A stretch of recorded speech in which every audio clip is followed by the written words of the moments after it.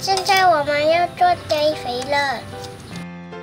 槟城868刺激幼儿园的学生张乐谦有个会做爱心堆肥的爸爸，耳濡目染之下，他也跟着爸爸做堆肥。张乐谦的爸爸张希清自学用厨余做堆肥，减少垃圾，也节省开支，更对地球友好，一举多得。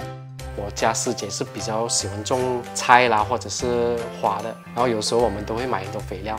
然后现在看到说，平时我们吃都自己煮嘛，所以就有很多厨余。从那时候就开始进行去研究咯。张希清是学生家长群里的堆肥达人，还被老师邀请在线上分享如何制作爱心堆肥。我比较鼓励说，我们用那些蔬果尽量不要用骨头或者是肉因为那些东西就味道比较重，然后要化解也是用比较长的时间。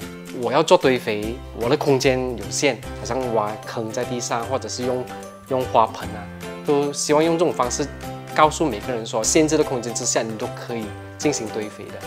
爱心堆肥滋养大地，再撒上善的种子，就能够让善念绵延。那些堆肥过后会变成什么？